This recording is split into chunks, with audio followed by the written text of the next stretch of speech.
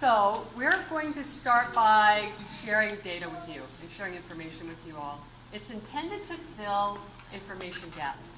It's not everything under the sun that's been learned. It's kind of a high level so we can move through it fairly quickly. But it really is intended to fill any information void that you might be feeling. So we're going to begin with Tim Kaufman, Facilities Manager, and he's going to be sharing with you information about the boiler and the HVAC system and the CO detector.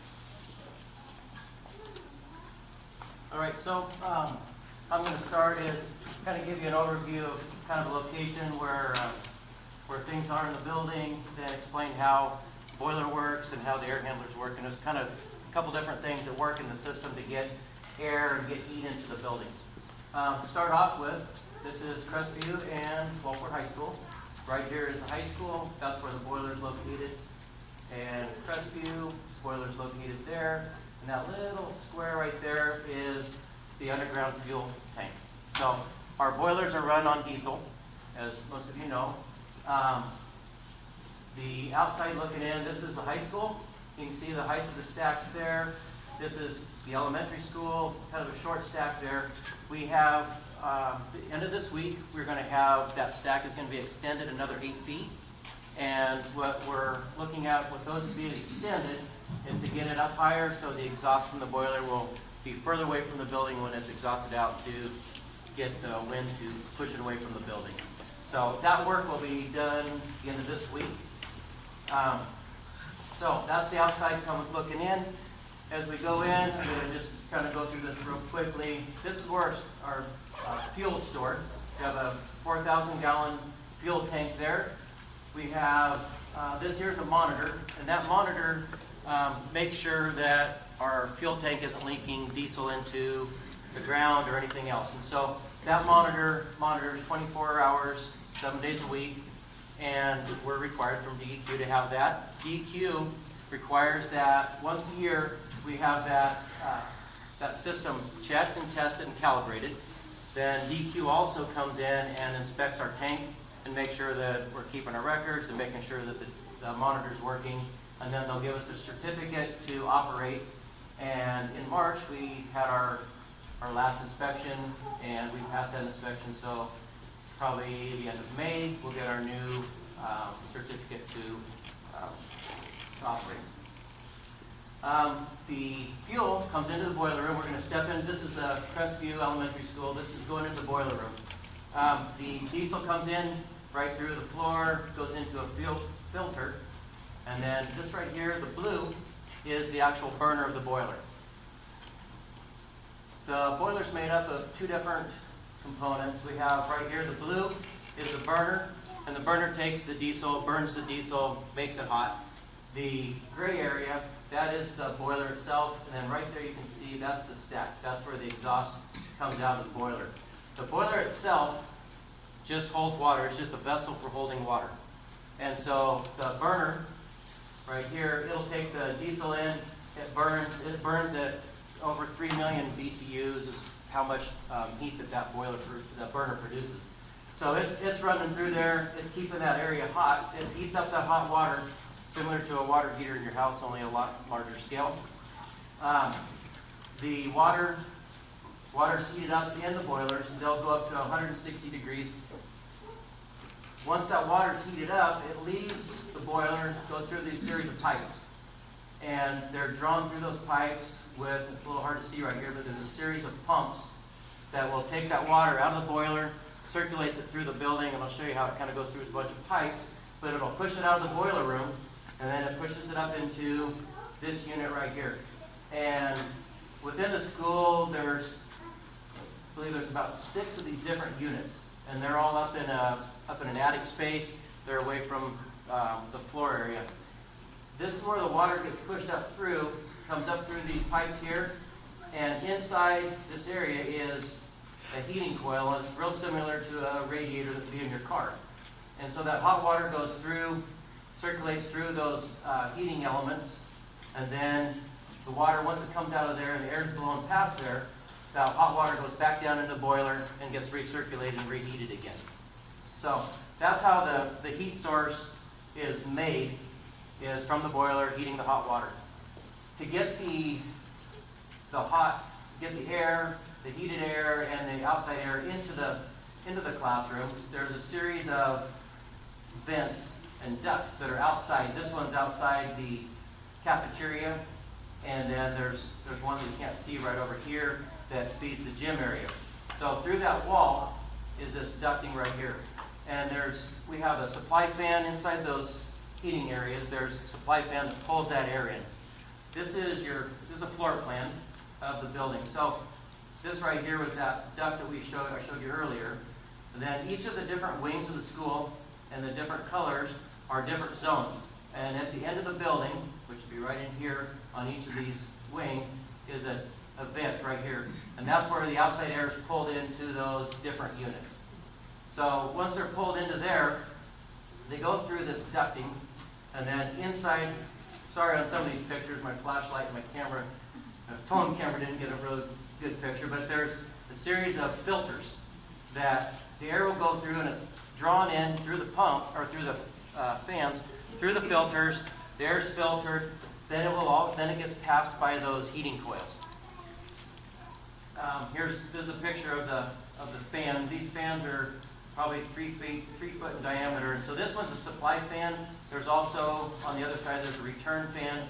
So the supply fan pulls the air from the outside, pulls it past the filter, and pulls it past the heating coils. Then it will take and pushes it into the classroom. So right here, this is the end of the multi-zone unit. And so every one of these ducts that comes out of here is a different zone. It could be a classroom, it could be a hallway, it could be a gym, but every classroom has its own ductwork that goes directly to that classroom or that hall. And so that air is pushed out of there into the classrooms, go into the classroom. This classroom has 4 of these diffusers that are ducted, and there's one there, and this is the same classroom, but there's 4 scattered out in that classroom.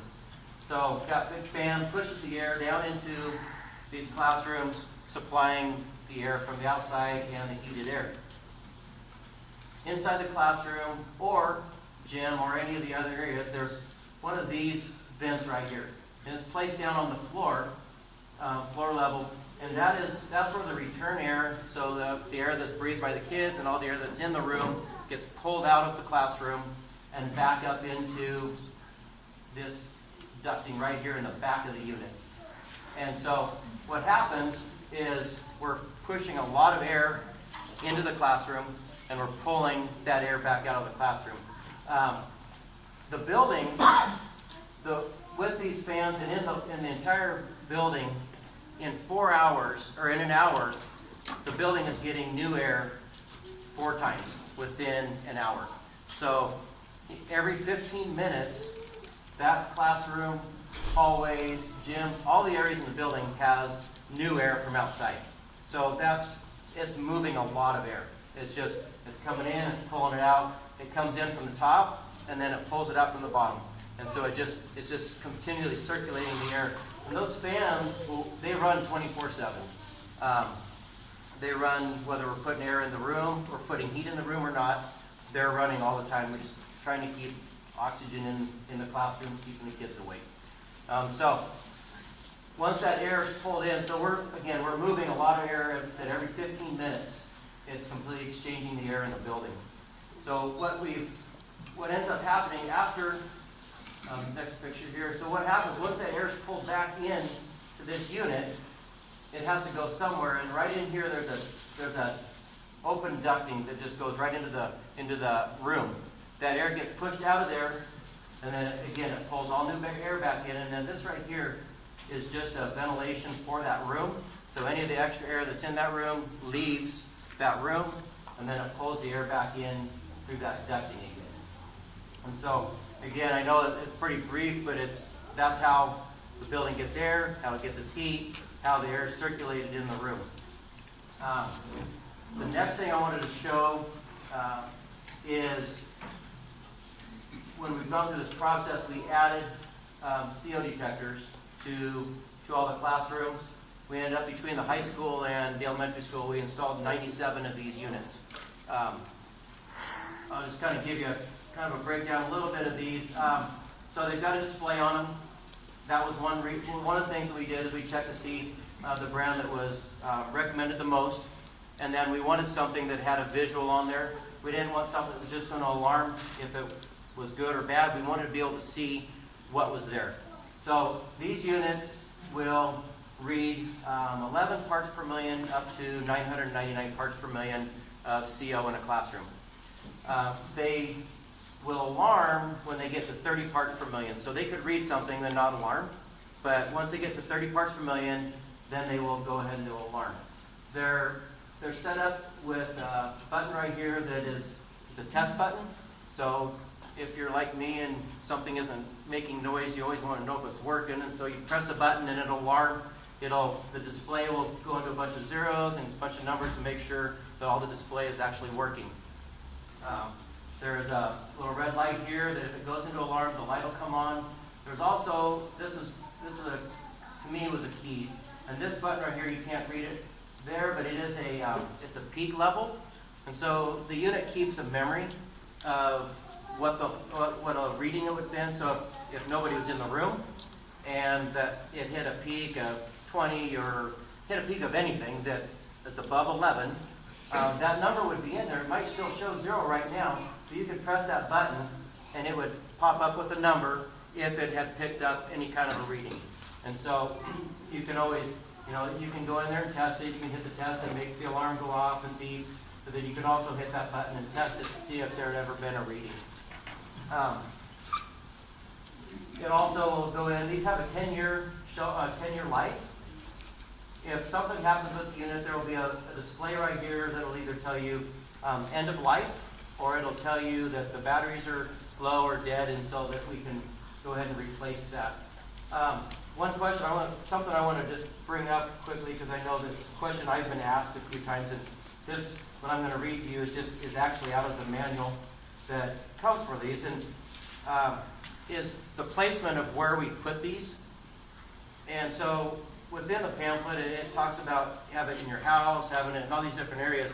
But one of the key things that they put in here, and I'm just going to read it so I don't mess it up, is says when wall mounting, place out of reach of children. Under no circumstances should children be allowed to handle the CO alarm. Placing the alarm at eye level allows for optimum monitoring of the digital display. So I'm going to back up real quick. So in all the classrooms, I tried to find a place that I could put them that was going to be standard in all the classrooms. So if teachers move, kids move, and they're in and out, that we had them located in the same place. And so because of the layouts of all the different classrooms, just actually above this, right in here, at my eye level, which is a lot lower than most people's eye level, is where we placed those. And then I was asked about not putting them by event.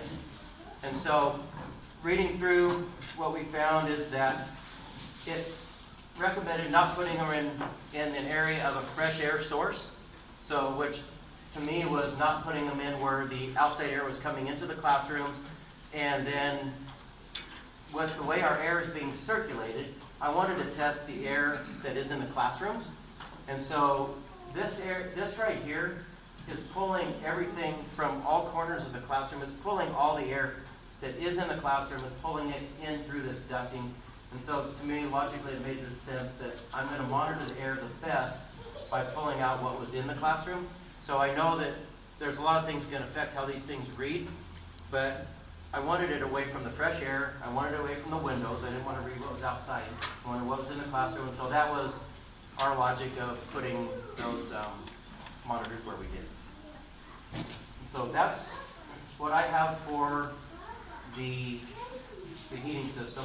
I'm going to turn over to Greg, and then I got a couple slides I think here. The school district hired me to come down and do a stack analysis on the boilers. They wanted to say, all right, are these things safe? Where are we at? Somebody that works on a lot of boilers, which I do, schools, hospitals, everything, commercial, industrial.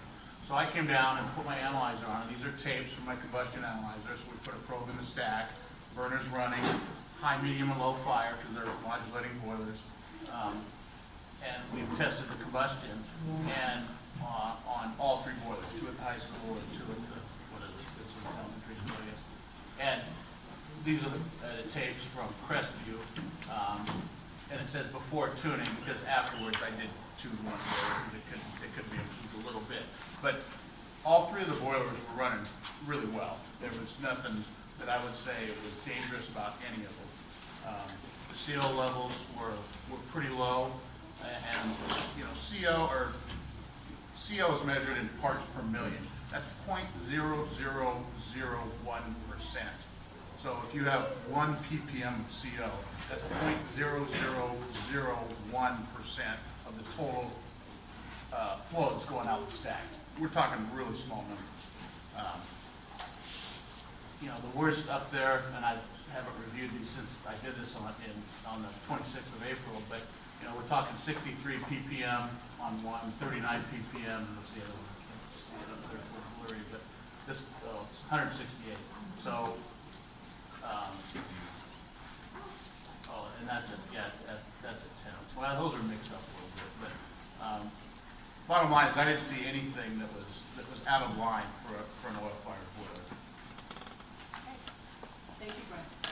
So Amy, let's transition to you. You're going to switch the slides now? Great. And Amy's going to share with you how it was that she came to be involved in this project and what the learnings were, how she approached it, how the department approached it, and then what the discovery was. Are you okay if we hold questions till the end? Okay, thank you. Okay, I'm Amy Chapman. I'm with Lincoln County Public Health, and that's not the first one. There we are. An unusually high number of people reported to the Newport Hospital on the emergency department April 16th and on the 17th and 18th as well. It is law that healthcare providers when they note an increased number of cases that they report to public health. When the hospital reported to Lincoln County Public Health, we opened an investigation, and one arm of the investigation was the medical case inspection investigation, and the other was environmental. The nurses trained in outpatient investigations, interviewed 61% of the people that reported to the emergency room. They found that not everybody had symptoms. More than 90% of the people did have symptoms, and of them, the biggest symptom was a headache. But there were also other symptoms. Their carbon monoxide, carboxyhemoglobin levels were measured. Of 80% of the people who reported, the carboxyhemoglobin levels were between 1.8% and 5.3%. There were no hospital admissions, and there were no reports of people following up with doctor's appointments. Understanding carboxyhemoglobin levels, there's a natural level. Everybody produces a certain amount of carboxyhemoglobin. And add that to the amount you produce in normal carbon monoxide in your area. If you're in a metropolitan area, the level of carbon monoxide is higher than in an area where there are not so many combustion engines. Add those two together and you get a baseline level. Heavy smokers may have 10% carboxyhemoglobin, perfectly normal for them. Understanding carboxyhemoglobin levels, we're exposed to carbon monoxide throughout the day. It's depending on what you're at. To give you an idea, gas range, well-vented, has 15 parts per million carbon monoxide. A gas range poorly vented is 30 parts per million. If you start your car in your garage, you may be exposed to 30 parts per million carbon monoxide.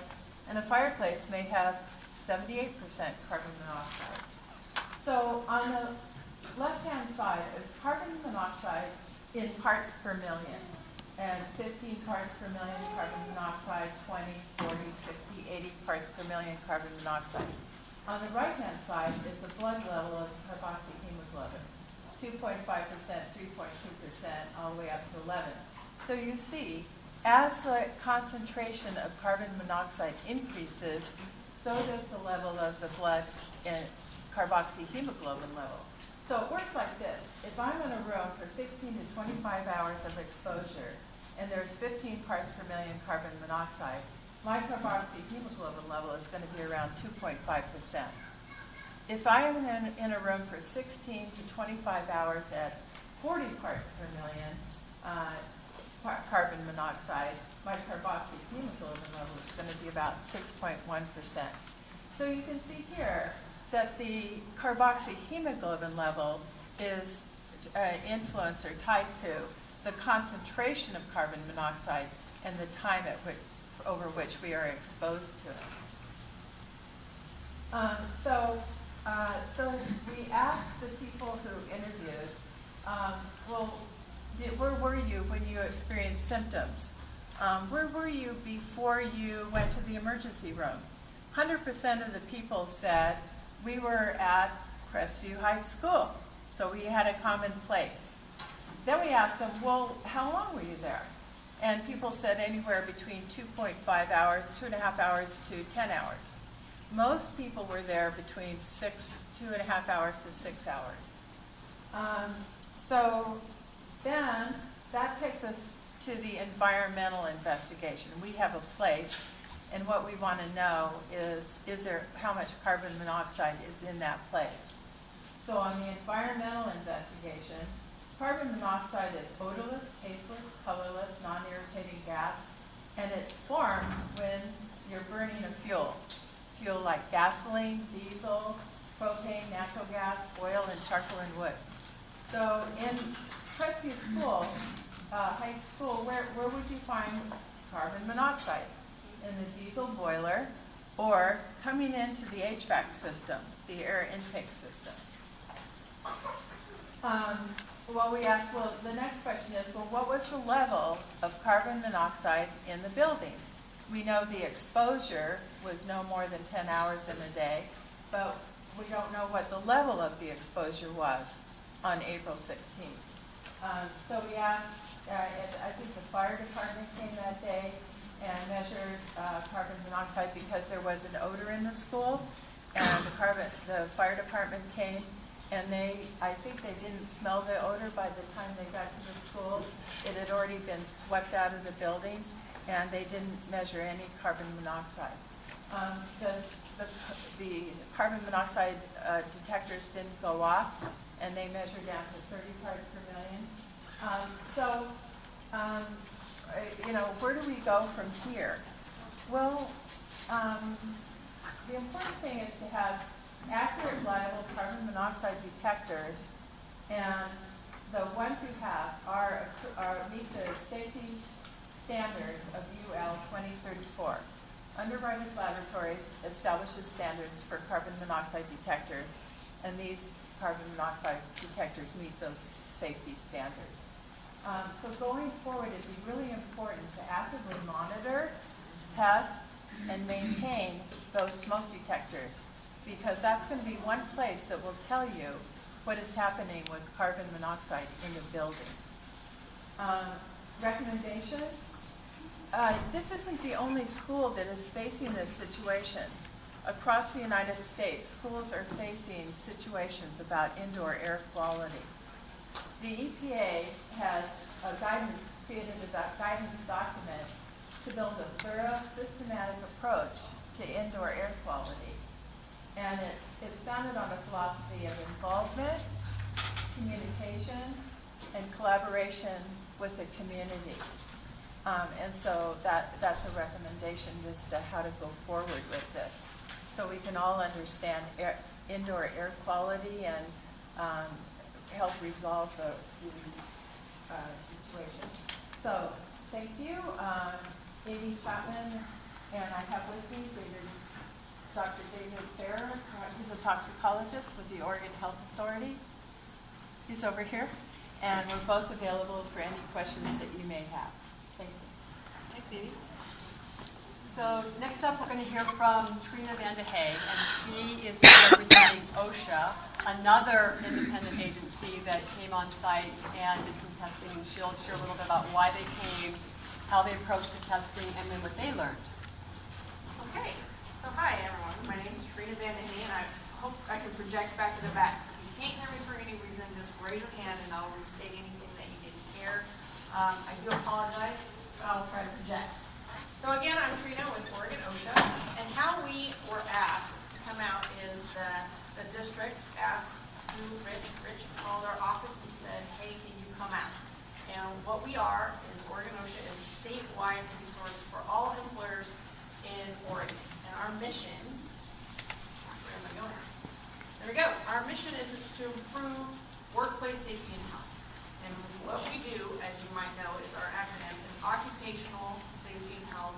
And we're a division of DCBS, which is the Department of Consumer and Business Services. So our goal is to help all workers with the mindset of having folks come out to your workplace. In OSHA, you've probably heard of us before, we have two arms, kind of branches, if you will. We have enforcement that shows up, and then we have consultation. And I'm a manager for our consultation section, which is a free, confidential means, we're not going to tell folks where we go. And the big one is we don't tell enforcement where we go. So the enforcement agents go out and they actually can have fines. We don't do that. What consultation does is that we keep it confidential. And we do a hazard assessment, like enforcement does as well, but we keep those with the employer in mind. And so again, I want to just reiterate, we are the free, no cost, confidential folks that was asked out by an employer to look at workplace injuries and illnesses if there were any. And so our jurisdiction, if you will, is typically the workers. So I want to make that really clear is that I know the concerns here are mostly about our kids in general, and what those safety concerns are. But I also want to reiterate that the levels that we look at, we talked about parts per million, those levels that we talk about are mostly directly related to adults. I got ahead of myself. So with that, why are we here? Lincoln County School District asked us out for a consultation involving the elementary school, and it stemmed from concerns about indoor air quality issues for the potential diesel exhaust. And so when we got together with folks, with everyone, we said, okay, what can we do from here moving forward? What could be the worst case scenario? And so when we talked to everyone, Rich and Tim, we said, the boilers have been shut off at that point. We said, well, when do you plan on turning them back on? We came out before they were turned on. Oh, I'll get that in a second. But we came out before they were turned on, and we monitored for a period of time before the diesel boiler was turned on. We monitored through the whole startup, through the whole stack analysis, and through the whole night to the next day when we had the stack analysis. Sorry, but we did a whole bunch of stuff. So there was a kick up, and back up. I don't want to confuse you. We came out and did a period of time of nothing. Then we had the kick up, and then it was turned off. We did overnight, and then we had the stack analysis the next day, and we monitored through that whole scenario. So we were trying to catch anything and everything. Now, my last point is typically, like I said, we don't present, Oregon OSHA makes sure we uphold that confidentiality. The school district has waived its rights to the confidentiality to allow us to talk about what we've done, as well as any questions you have about what we've done. And so I just want to make that really clear that we typically don't do this. And so we really do a good site hazard analysis. Folks have been out ahead of us. We had PBS, I think, and SAFE that had done similar instances. So we based our information from that, as well as the health department on where folks were getting information. So that way we had a good idea of what we were getting into at the time. And so I want to show you some pictures of where we went. We took a picture here to show you that we used state-of-the-art equipment. We did it in the middle of the classrooms typically. So that's classroom 23. We went to classroom 7. We went into classroom 11, as well as the main office, as well as the intersection between hall A, B, C, and D. We did it there because it was the main, if you will, the main focal point of the school. You've seen this already, but I wanted to show a visual presentation of where those were typically held. We also had handheld meters that we walked around with, These are just where the stationary meters went for the 26 hours, and then were the stationary readings. So, to the results. What were our findings? We did everything that we could think of that relates to diesel exhaust. So again, carbon monoxide, carbon dioxide, oxygen, nitrogen dioxide, sulfur dioxide, formaldehyde, hydrogen sulfide, methane, VOCs, volatile organic compounds, the diesel particulate matters, the fine little dust particles that we'll be finding floating around. And so Jennifer is one of my main senior health consultants. She was on point with the equipment. I helped her as her supervisor, and I was doing her right along. And so she had a lot of equipment, and I helped her that day. So we came out on the 25th and the 26th to run our equipment. And again, capture up the startup, continue the monitoring through the school during normal operations, as well as the staff analysis at the end of the, or at the beginning of the second day, but at the end of the monitoring. Oxygen levels were normal. Normal ambient air that we breathe right now is around 20%. We got 20.9%, which is great. And the school was not in session during the consultation. They shut down school, and so we had to, as the parent group said, we came in and had a few meetings, and then kind of had the run of the school, if you will, to make sure that we could set our equipment out. So again, in summary, I want to make sure we couldn't detect. So our meters read very low, and we can get to those if you want specifics on the meters. But we tried to look for those elements that we talked about. We could not find any nitrogen dioxide, sulfur dioxide, hydrogen sulfide, methane, or any VOCs. So those are the non-detects. And what we could find during that 26 hours was very small. And so what we have up here is the range that we found, what our permissible exposure limits are for workplaces, and then any other occupational exposure limits. So I'm going across the top of there. And I'm sorry, the slide is so small.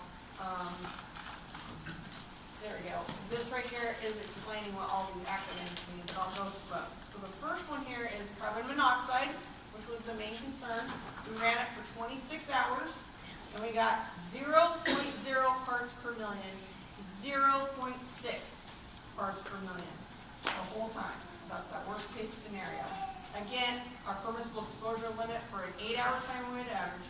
So that's a typical working 8-hour day you can be exposed to as a worker is at 50 parts per million. And the ASHRAE standard that we reviewed was another occupational exposure limit that we kind of looked at. Says typically it's a 9 part per million for an 8-hour average. We were well below that. For carbon dioxide, oops, there we go. The carbon dioxide was ran for the same amount of time. We were reading that 376 to 643 parts per million, which sounds like a lot based on the other number, but again, it's not, because the permissible exposure limit is 5,000 parts per million, which is quite a bit. And ASHRAE recommends keeping it 700 parts per million above the outdoor level. We breathe out carbon dioxide, and that's why there's a little bit more leeway in that range. So the other things that we found were formaldehyde. It was only in one classroom, and it was 0.002 parts per million. And that's a fraction of a fraction of a fraction that we could detect. And it wasn't much at all. There it is. So the permissible exposure limit is 0.75 parts per million for an 8-hour time-weighted average. The NIOSH recommended exposure limit. NIOSH is the National Institute for Safety and Health. They have a recommended level that we can find at 0.01. And then the ACGIH, which is the American Conference of Industrial Hygiene, recommends a 0.1 part per million time-weighted average. So again, again, well below what we found. We tried to look for any of the dust particles as well that was associated with diesel exhaust. We found 0.009 milligrams per cubic meter. So again, it's a little bit different than parts per million. We had to do it in milligrams per cubic meter. The units are important because that's how the permissible exposure limit is established. And so our permissible exposure limit is 10 milligrams per cubic meter. And the only other occupational level that we could find was through MSHA, which is 0.16 milligrams per cubic meter. Again, I wanted to make sure it was apples to apples in the units. That's why it's different than the others. And that's what we found. And so we'll get the question and answer here in a little bit. Thanks, Gina. Let's give these guys a round of applause. It's very nice.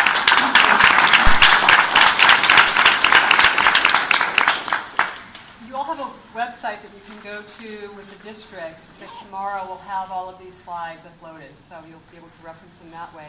Do we also have some hard copies in the room today? In the back? Okay. So feel free to grab those while you're here or on your way out. Here's how we're going to work the Q&A. Raise your hand and I'll call on you. I'll probably tag 2 or 3 of you at a time just so we can keep it flowing. You can ask your question to anybody up front. You don't even have to direct it to an individual, but if you do have someone you'd like to have fielded, share who that would be. And we'll get to as many questions as we possibly can before 6:30 when dinner is served. So let's go ahead and hear from you all. So who has any questions so I can get a feel for how we might tee this up? Okay. So let's go 1, 2, 3. Okay, so first to Amy. Amy, can you tell me again how many people went to the hospital? I am bound by HIPAA, and we discussed whether I could discuss number of people going to the hospital. We have such a small community here that if I refer to a particular value of carboxyhemoglobin, people will know who that is, and I cannot discuss that. So I'll check with. Come talk to me. I'll take your name, and I'll double check with our people as to whether I can actually discuss that or not. Does everybody understand what HIPAA is? Yes. Mm-hmm. Yeah. So privacy of health information. So Yes. just FYI for me, my name is Lisa Woosley. I'm a member of this community and a business owner. And not only does my granddaughter go there, all my children went to school here. I graduated from here. So I've been involved in our school, our community, and our Save Our Schools. I've been involved for a long time. So of course, this is concerning to me with my granddaughter who did have headaches for weeks at a time. So, for me, I am so in support of our schools. I am so in support of our people that work in our schools. I'm so in support of us being successful in this small community. I hate us being on the news for negative things instead of all the positive things that we have. But I do have great concern for our children and for this situation. So I want to say one thing here. Public health was called in because of one incident. I didn't research all the people that had problems with this along this line. I only investigated the incident of April 16th through 18th and the people that reported to the hospital at that time. So the other data that is out there, like you're mentioning, I don't have. absolutely. And not everybody responded. Our nurses contacted every individual. And people. No. Okay, that's what the nurses said. I will check with them. And the nurses said that they would, some numbers they called and could not leave a number. They could not leave a message. No. So I just want to give that information. And if that's wrong, I'd like to know. And I really, I'm going to say for me, and I don't know if I speak for everybody, and I probably don't, but I really want to come not with a heart of anger. Do you know what I mean? I really want to come with a heart of finding answers. Because that really, my granddaughter wants to go back to school, but yet we have not let her yet. Until we know that we know that we know. She weighs about 35 pounds dripping wet. And so I need to know that we have, because I do want to make, I think that for people to know too that as we were talking about the carboxyhemoglobin and to understand that has to do with how much oxygen the body is getting. So it's so important that we understand why it is that this is. And I just want to make note, because I, of course, did a lot of research. For an adult The average carbon monoxide level is about 2.3% for an adult, and that is a regular standard. For a person who smokes, the average number is about 2.1 to 4.2%. Okay, now if any of you want to disagree with me, I'm totally good with this. I just am a big person on doing research if I'm ever going to come and make So an adult heavy smoker might be at as much as 8%. That's someone who smokes a couple packs a day. So as a business member who knows a number of people who did go to the hospital, I had people sit in my chair who had a 3.8, 3.4, 3.1. So of course to me, and that's adults, those are people who some work in the school, some are children in the school. That is a number when an average is 2.3 for an adult. That's a number that's higher than I would expect. And those are households that come from non-smoking households. If they came from a smoking household, that, I might have, or if, they hung out in their garage with their car going or something, then maybe that would be but for me, those are some high numbers, and those are just 3 people that I know personally. So my question and I guess this might be to Tim, did we have the carbon monoxide, thank you so much, by the way, did we have the carbon monoxide detectors in prior to April 16th? Yes. Okay, we did. Yes. Excellent, thank you so much. And when we went in and tested OSHA, Trina, when we went in and tested on the 25th and 26th, had the boilers been off? Because I know that we had called to have the boilers off for a season of time so that we could try to air out the building. April 16th. Yeah, April 16th, I know, and so when we came down the 25th and 26th, They were not on prior to our arrival. they had not been on prior to your arrival from the 16th. Correct. And so when we did that on the 25th and the 26th, and you all had your meeting in there, did we turn them on so that we would have because I do know, based upon people that I know that are in the building, that they have said, we will have days where we smell nothing, where there seems to be nothing. And then we will have days where that scent is very obvious. And I've heard that from people who work there and from people who have come in and visited there. So, for me, I really do want to say that I really want to come with the sense of, hey, my heart is just that we find answers and find out so that we are not having our kids be in a place that. So I find that interesting, though, that they had not been on for that entire time when we tested. Is that going to give us an accurate assessment? They were, yes, because they were started and ran, and then, ran for that significant period of time as well as up in normal operation. Okay. Yes. Okay. So just, so basically what I wanted to do is sample before they were even turned on, see what our baseline is with nothing on since the 16th. So I let it sample from like 9 to 11, and then at 11, they started the boilers up. So they started the elementary school boiler up, then they started the 2 boilers at the high school up. And then I let my instruments run from 11 a.m. until the following morning at 10, I think it was 10 to 7 in the morning, when they had to shut those boilers off again because they wanted to restart for the stack testing, which was later, like at 10:30 that morning. So then my monitors are data loggers, so they data logged this whole process. So 2 hours before they even started, then when they were all started, then they ran all evening, and then in the morning, they were shut off again, the boilers were, and then they were restarted, and I let my monitors go until 2 p.m. that afternoon. So can I ask you if it is hard to think that we could have this many people from the Waldport school go to the hospital for 92% having headache issues, and not have something that is causing this to. So have we come to some conclusions regarding We're still taking data. We're hoping that people will call us back. I saw some people here who said that we didn't do an interview with them. We want to do an interview with everybody. So if you're willing to do an interview, please come to me because we want your data. We want to interview you and get a complete data set. And no, we made no conclusions. I just noted, here's what we saw. This is what we saw. I didn't make any conclusions about what that meant. I don't know what that means. Dr. Farrar, is there anything that you want to add from the standpoint of what the data that we should share in those ranges that sound consistent? So the information that I have is from the Centers for Disease Control. So that's a national agency that there's a public health agency at the federal level. So they look at so they measure carbon monoxide as a kind of a random sampling of people from all over the country. And so what they find is the typical background carboxyhemoglobin level is 0.5 to 1.5% in non-smokers, and then it's higher than that in smokers. Up kind of within a range, it can go up to 8%, sometimes even 10%, like right after smoking. So in terms of like background carboxyhemoglobin levels, that's what they find. So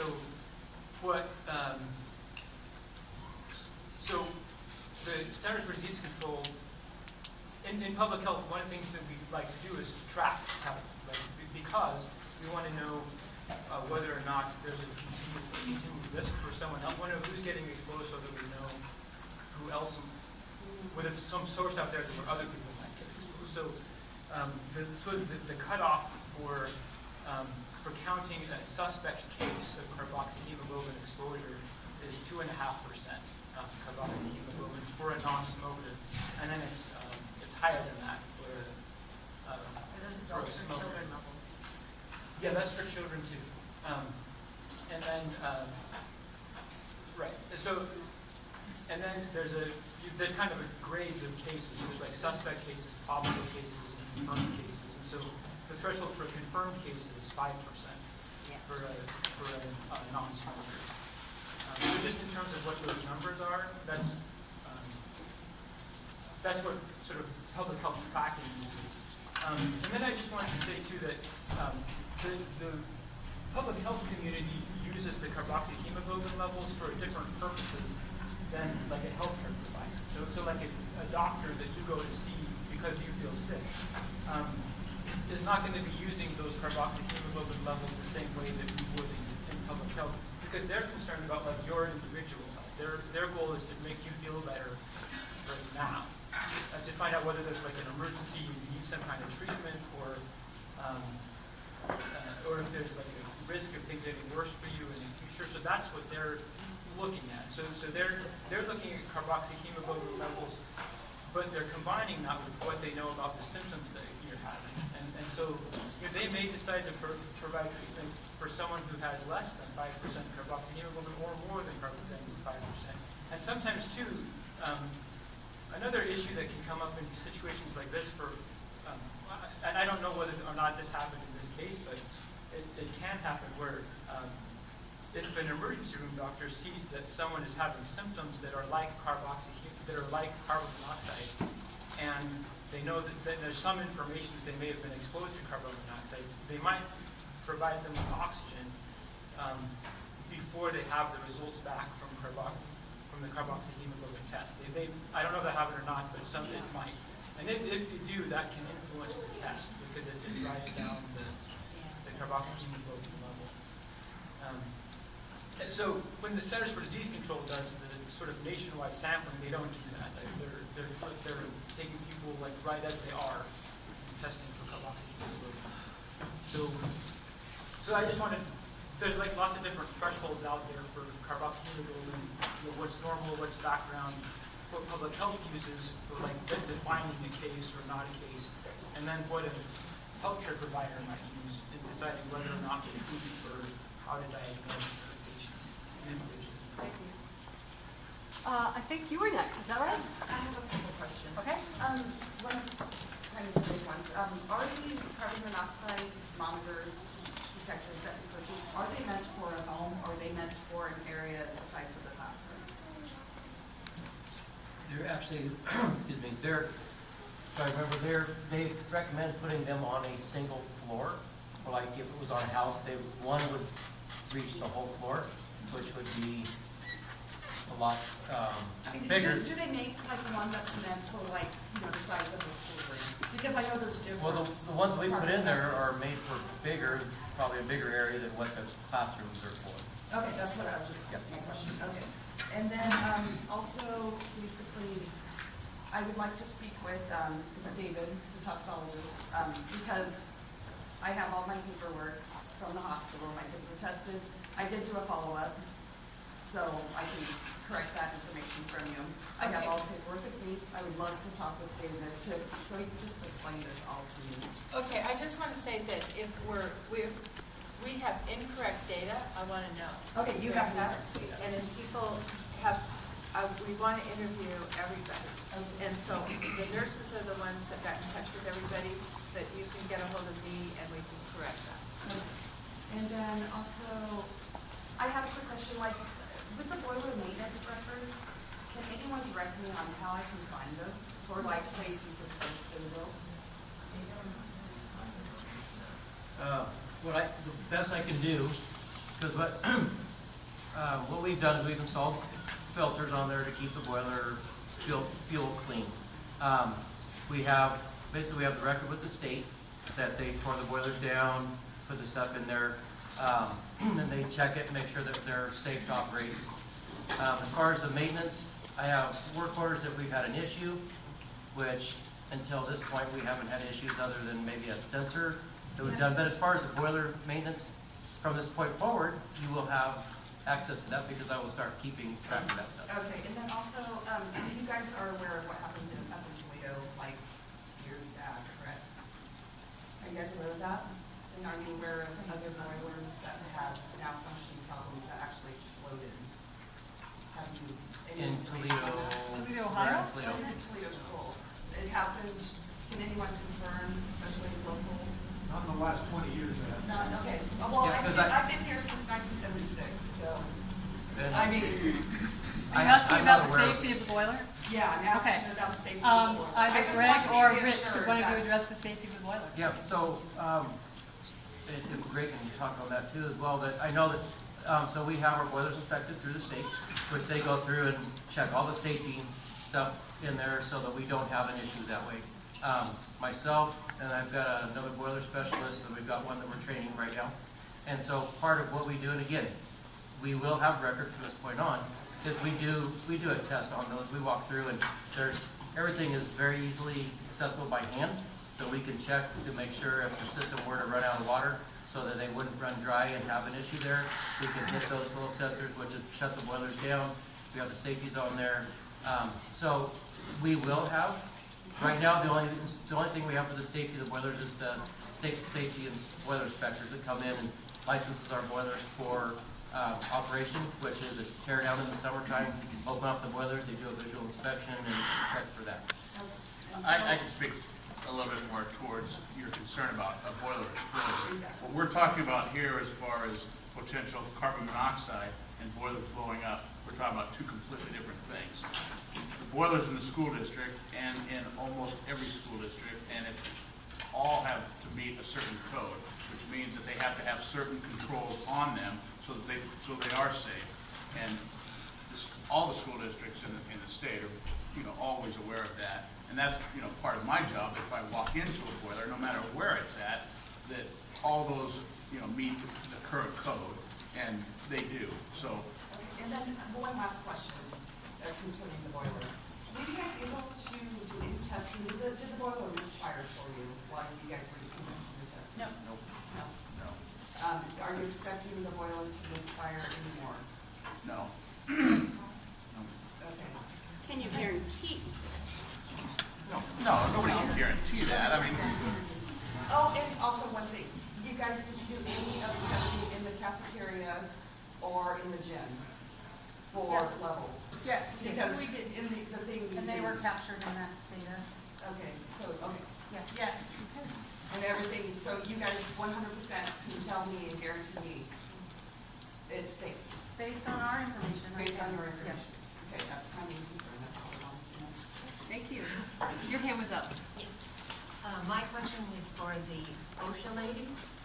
Is it your contention that the first you heard about this problem at Crestview was April 16th?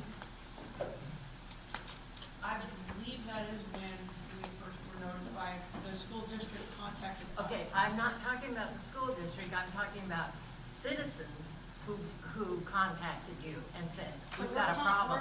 We're on consulting, they may have contacted our enforcement branch, we don't know that information. Can you find that out? That's my supervisor. Yes, we can find that out. Yeah, because this whole craziness Yeah. started January 26th.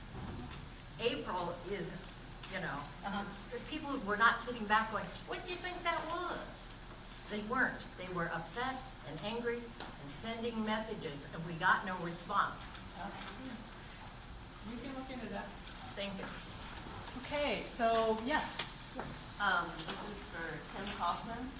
So the boiler records and stuff from January incident until now, you do not have any of those records or any No, more I records? have documentation of what we've done since that time. Okay, just not before, you Not don't have not any? previous, it was, we took care of it as we did. It's like, okay, we need to do this, we do it. We didn't record everything that we did to the boilers Okay. at that point. I used to volunteer for the preschool, not this school year, but the previous school year. And I know that preschool teacher would always ran around with this diesel odor and stuff. So it's not exactly a new issue. Is there no work issues, orders or anything from there? Say that again, this is what I understand. I'm saying that it hasn't only been this school year where people have been smelling the diesel fumes and stuff. No work orders or anything about that? No, and I can go, that I can track all of that, work orders that have been put in, requesting any issues with the boilers, and I don't have anything. Okay, and also I was wondering because classroom 23 is a kindergarten classroom, so we're not talking about, 150-pound adults. Has anyone looked up at formaldehyde levels that are permissible for a 40-pound child? Because my child's not even 40 pounds yet, and she was in classroom 23 until I took her out. Again, there are no recommended issues for the one that's for children. That OSHA has the one. That we have. So nobody looked up, but they saw that there was formaldehyde in classroom 23. No, I don't believe there's any occupational exposure one for children at all. Oh, so are we looking up these formaldehyde things? Has anybody decided to look Well, there's up why there's actually formaldehyde? We'll respond to that. So this isn't occupational, but there are public health threshold levels that are for the general population, including children. So I can put those. Other questions? Yes, let's, number one and then number two. I'm new to the area, and we primarily brought our kids from Mother School in Newport, having spent this. It was just great about how well it was in there, Crestview was, and my first one is our grandchildren that we're raising. He went into kindergarten halfway through and just blossomed. And so we were so excited for him to go to first grade and for Christopher to go to kindergarten. And I was so impressed with the staff. So I'm trying to come to this with a happy heart, but I have to admit my heart's pretty hurt, and I'm not sure that I trust the school. However, I cannot afford, because my husband and I are working, I cannot afford to have him go anywhere else. And so I have to make the decision, of which I did a couple of days, except last week, of holding my kids out of school for as long as I could, trying to figure out a way where they can be homeschooled, or they can be tutored through the rest of the year, or I couldn't find another way of doing it. So now I'm taking my children and putting them into danger. In danger is pretty much how I feel, because I've talked to different people at the school and so forth, and some have said that one thing and some have said something else that they do. I came up with a solution that I didn't have a solution. And so I appreciate all the stuff going on and the CO2 this and this kind of this and this rating of this and no OSHA things with children, which is incorrect and wrong. Because children are people too, and they should need to have some kind of fairness. And I work with OSHA a lot through my work, and I've also worked in my work that, I'm sorry, sir, that has maintenance records of every single time since those boilers have been in the room, there's a maintenance schedule for it. And you, sir, are in the wrong for not having that, and you just say, oh yeah, but we've got it going on now. That's great, but we've had issues over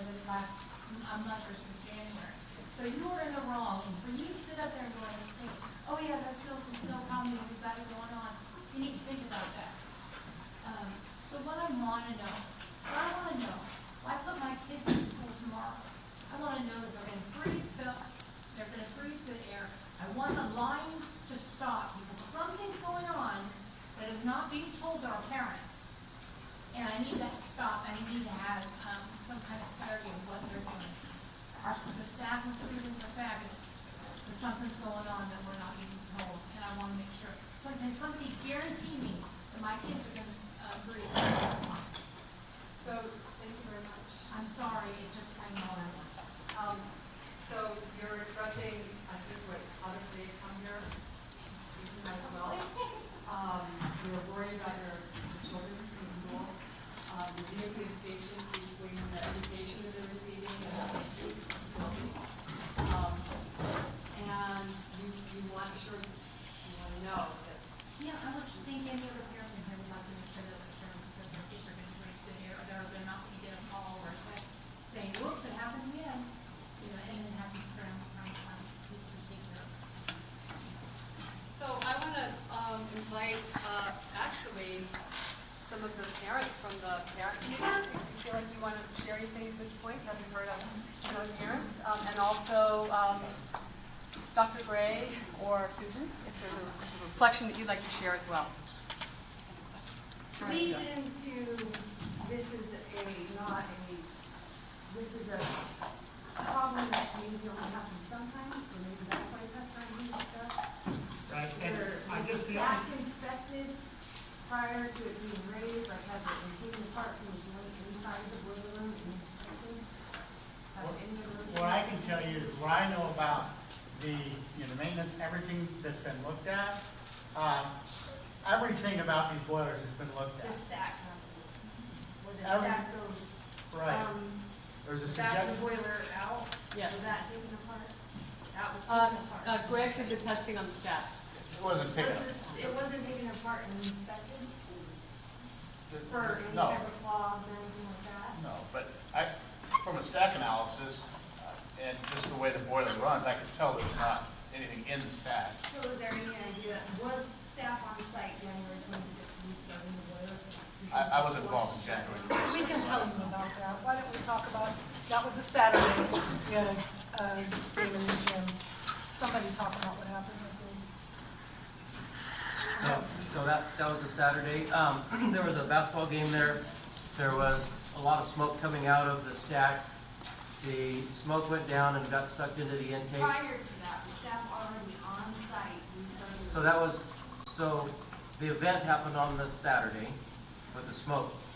Right That's- then, I'm saying right before the misfire, was staff on site because of the force center.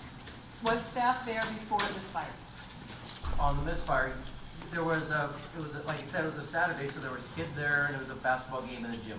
No, I know that, that's not what I'm asking, was there a forced shutdown of the boiler? So they shut the boiler down that day, on that Saturday, when the boiler was blowing a lot of smoke. Prior to Not prior to that. I'm sorry, let me ask, is your question, was Tim or one of his staff in the building prior to smoke?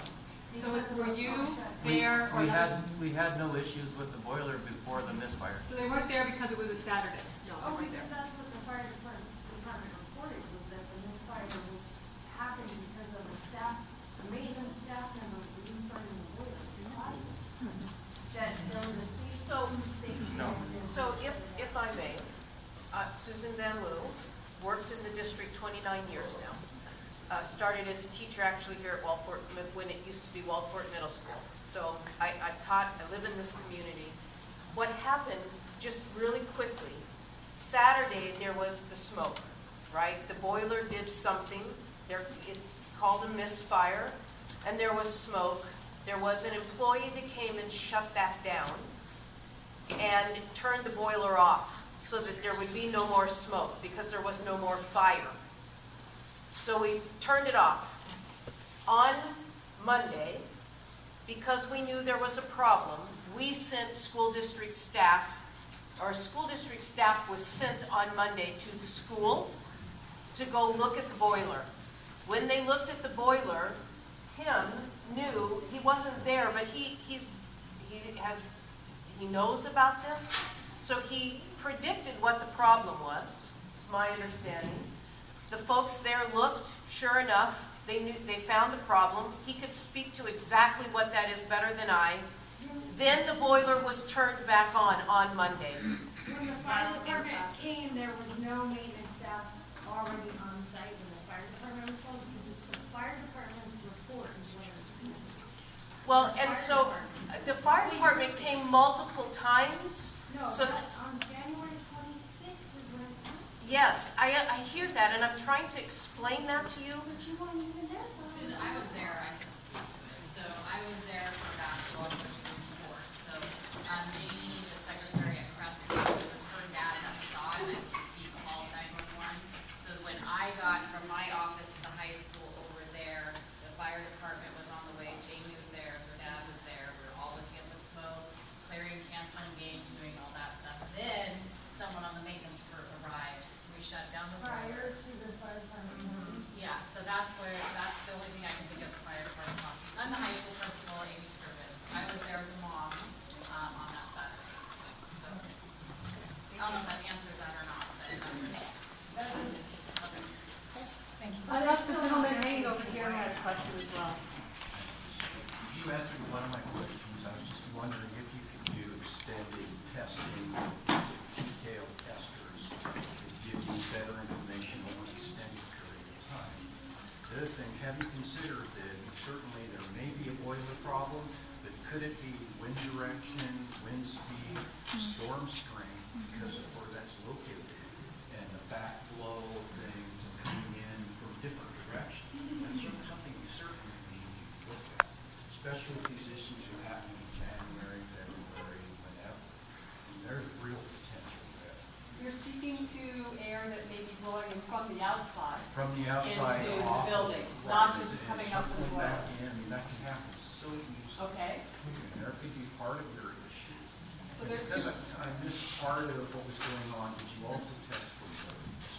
Yes. Because when did you get into the south? Storms coming in on the south side. All right, so 3 questions there. Let's start with the intake of air that comes from outside the building into the building. Yes, and that is a fact, and that was part of us, and see over there, that's part of us extending that stack up to help if the wind direction is not in our favor, to help it get up and away from the building. So that's definitely something we've looked at there. We did test for mold in a lot of different classrooms in the hallways. They came back with the non-harmful mold of just a few little spores here and there were almost non-measurable. And so that was 2 different testing. And wasn't there also the movement of diesel buses and so forth away from the building? Right, so from that, kind of that little area where the fuel tank, there's a parking area there, and that's where the wind kind of goes in there. So there are different times we'd have the trash company would come and pick up the trash compactor, the fuel company come and deliver fuel. There would be a school bus that would sit out there and would pick up some students, and then we had parking in there. And so we removed all of those cars in those areas. After we shut the boiler down, we let the cars come back in there and park, but the diesel rigs, we haven't filled up with diesel since we shut the boilers off. And then the delivery for the kitchens, we made them park out front when they had to go through the play shed, and then the buses out front as well. So we tried moving that away from any of the intakes. So you addressed those issues. Okay, thank you. Yes, you had a question. Yes, I was wondering, sounds like it may not be the boiler. Are we going to continue to look into environmental issues to see if something environmentally is causing this? These are children. These are children that are getting sick. This is not mass hysteria. This is not parents running to the hospital saying my kid is sick, and they're not doing testing on them. They've done the testing. It's in their blood. I have a grandchild that has dizzy spells and headaches even now, and she hasn't been there since the 16th. This is not mass hysteria, people. We need to find out what's going on. And if it's not the boilers, it's something else. So let's talk about what is next. What is That's on the what I horizon? wanna know. So What Chris is the has- health department going to do to check it out? What is OSHA gonna do to check it out? And it could pop up out of the ground or anyplace else at a spur of a moment and go right back in. So because I saw you raising your hand, you want And gas is down here. It's not up here where your detectors are. So, great comments. We have some answers to that as well. We have another answer here about air intake testing. Tom O'Bailey has been very much in touch with G2 Consultants, who's doing our next round of testing, and I think he can answer some of your concerns and another one of your questions. So with the parent group, we want to remain independent, and we had a list of contractors that we wanted to approach. We all How many did of our- your children on the parents group I'm sorry? are sick? One of mine had headaches. Had a The other two- headache? Yeah. the Did other you go to two- the hospital? We did. And Actually, the level. my oldest son was the one that measured 5.3%. Okay. He was I the just highest wanna of make all sure of the children. He measured the highest. that just it's so just we- not. Yeah. So we all have children. We all had children that were tested. We all have the same concerns that everyone else in this room has. Okay. So as a parent, as part of the group, we independently went and researched these companies independently to find out what they were qualified and capable of doing. Unanimously, we decided on G2 Consultants. The goal was to basically take over where PBS and OSHA left off and continue on. So they're going to be coming in here next week and continue the testing. They're not going to be looking at just the boilers. They understand. Okay. In fact, they've even said it's a waste of time to even look at the boilers right now because they have been shut off since the 16th. And there there would be, has been well, 2 other incidences well, I'm since the 16th. not sure about the incidents that you're talking about, but they're coming in to basically take over, and they're going to be looking at other environmental issues other than just, in addition to carbon monoxide. Long-term, the gentleman was asking about long-term. So yes, they will be doing more long-term. The goal is 5 days of data logging, 24 hours for 5 days. The boilers will be lit over a weekend when no one is in the building.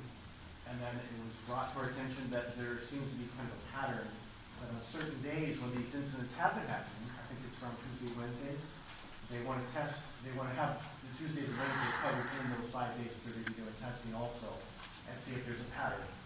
So that's basically what we're going to be doing. Can I add one thing about, we also have requested that we have a sensor being placed on the air intake of the building so that we're not just testing the air inside the building, we're testing it at the point where the air is being drawn into the building in case it is something from the outside and not our boilers or something inside. Like multiple elements. 60 elements that they will be testing for. And again, this is a group that we as the parent group picked, not the school district, not the employees, not OSHA. This is one that we all investigated and then submitted a vote and unanimously, without speaking to each other, came up with this group. I want to add as well, if I can, that we'll be providing G2 Consulting with the MSDS sheets for all the chemical components that are utilized by the janitorial staff. So I think, from my perspective, it's a very comprehensive investigation, this next one. I felt as a parent that we were really hyper-focused on what we thought or Will they be doing perceived. soil samples and? Not outside, they won't be doing soil samples. That's an issue. There will be, though, air samples from outside the building where it's coming in. So we will know if there's. Yeah, it is. I think it would be reassurance, though, that it's fine, right? Yeah, the idea of this, the parent group picking this consultant was that it was the parents that picked the group, not the school district, not the staff, no one else. it was us as parents of children in the school, so we were basically unbiased and so on. So we decided, everyone said, we picked this group ourselves. We researched them and we found them and we intended to come and do the testing. We're confident that they're going to do a very good job. They also have the test results from PBS. And by the way, they mentioned that PBS was one of their biggest competitors, but is also a very reputable company with a good reputation. So they don't believe that there was any collusion or anything like that with the district. There was no possibility that they would have been influenced according to them. Yeah, so they're basically going to be going testing for us. And they will also have the OSHA results as well, so that they're aware of all the testing that has been done, and they can move on from there and continue on doing the testing. Thank you. Well, we're a little bit past the time we wanted to wrap up, and there's a meal in the back that's ready for all of you. I want to thank everybody for bringing your questions. I want to remind you that all of the slides that you saw today are going to be up on the website tomorrow. And Dr. Gray, would you like to share a little bit more before we wrap up about your next steps? I'm just looking forward to the parent group's results. I would like you to know that the invoice for this study is being paid for by the district. The study is not to exceed $8,700, and that is the cost of this study. The parent group has worked hard. Our children are only worth $8,700. Okay, and so we want to know, you to also know that as the parent group has said, they 100% reviewed the contracts with the company, which all we provided was a signature. And so this was 100% by the parent group. We support the work that they are doing, in addition to the work that these wonderful people have done that are up here. These are people that we asked to help us to do the studies, and they have presented a very good presentation tonight to all of you. We will get the results from the parent group, and we should be having that by the first or second week of June, I'm thinking. I think it takes 7 to 10 business days for them to collect their report. And look forward to meeting with the parent group to see what the results of that will be. The OSHA report, the OSHA report will be up on the website so that everyone can see the report. That's a confidential report in which we have waived all of our confidentiality so that we can put this out to the public. And all of the slides from tonight's presentations as well. We would like to have them up on the website as well. Ma'am, do you have a question? The school board meeting is at 7. Where It is at 7 o'clock at Crestview Heights. And everybody is allowed to Oh, come and everyone talk. is welcome. Of course. Okay.